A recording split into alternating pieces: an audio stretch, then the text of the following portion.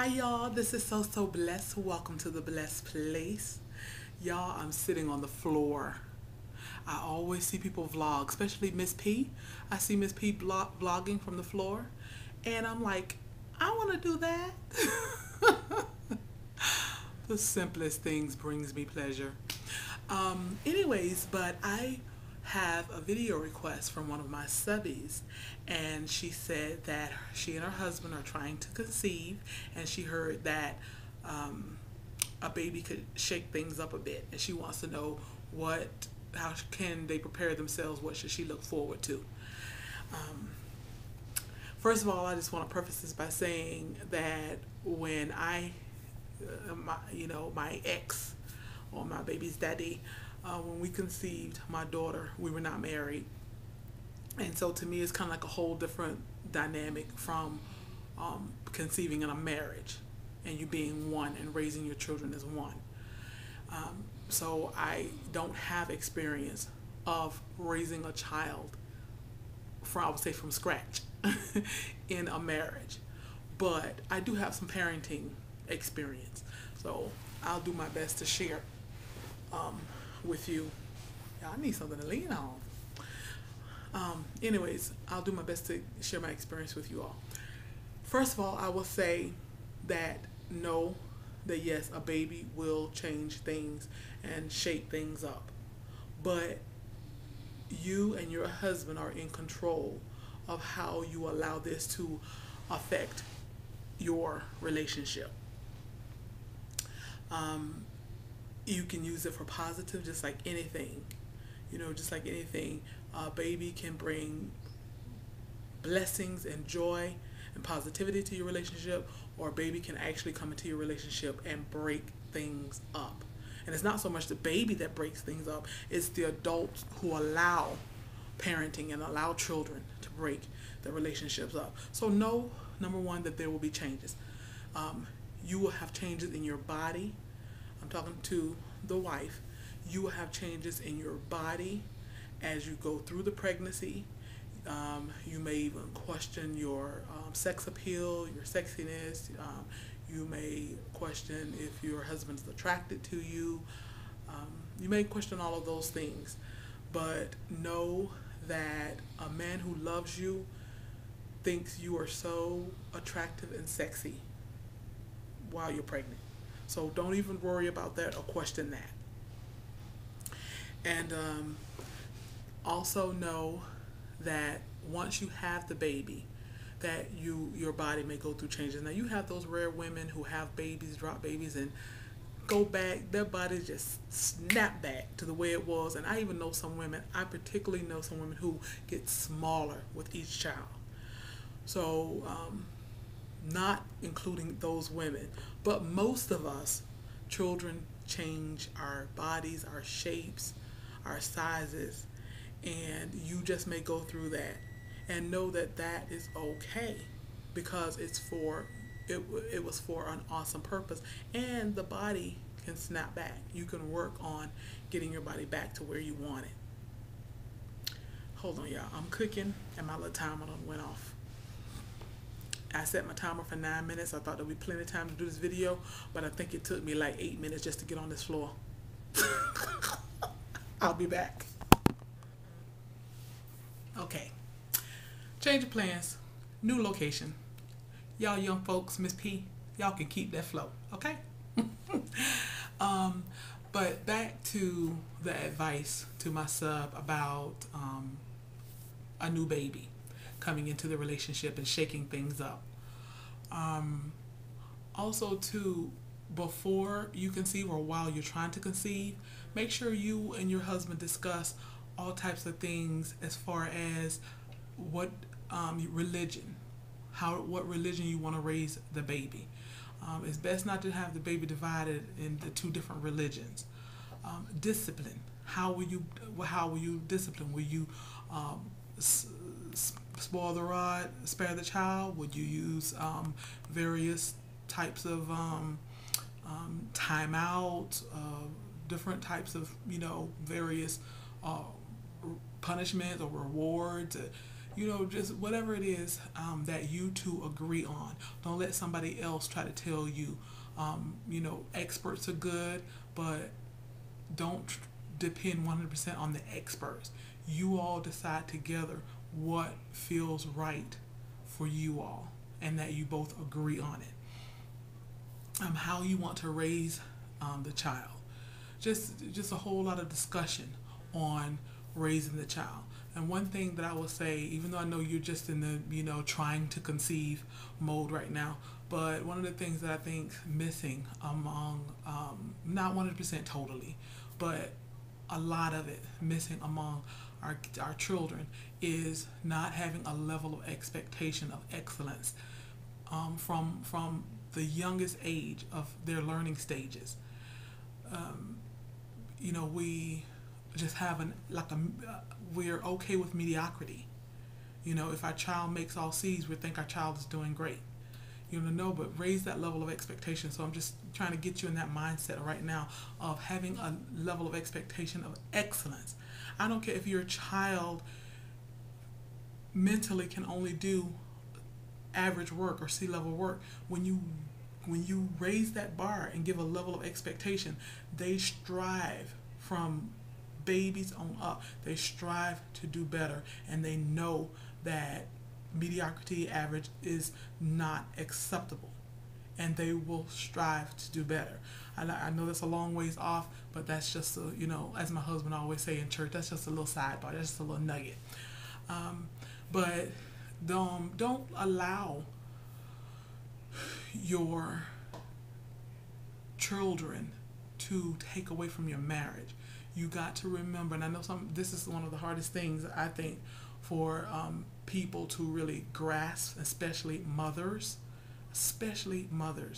is that your spouse comes first. Your spouse is number one. If you and your spouse are not one, then it just sets the tone for the rest of your child or children's lives. You have to make each other the priority, and your child comes after that. Which leads me, segue to another point of the divide and conquer. Don't let your child divide and conquer. You decide before the child is born how you believe things are going to, and believe me, just because you decide before the baby's born doesn't mean that things are not subject to change. As you raise your child, you're going to find out a lot of things are subject to change. You're going to find that you're learning as you raise, your babies. But you all make that decision together, whatever changes or growth process that you make. Another very important thing to think about as you're trying to conceive and when your baby come, mom, take time for yourself. Don't lose yourself 100% in your child and your husband. In order to be the best mother and the best wife that you can be, you are going to have to be able to steal away. I don't care if you leave the baby with your husband for a few hours while you go get your hair done, while you go get a pedicure or manicure, or while you just go take a walk. It doesn't have to be pedi, manicure. While you go take a daily walk. If you have a babysitter or a family member, someone that you really, really trust, then you want to be able to nurture your own needs. I don't care if the baby is 1 month, 6 months, a year, or older. You are going to have to nurture your own. You can't. This is so hard for mothers. This is so hard for mothers. We get totally consumed and lost in our children and our husbands and our families, and we give ourselves nothing.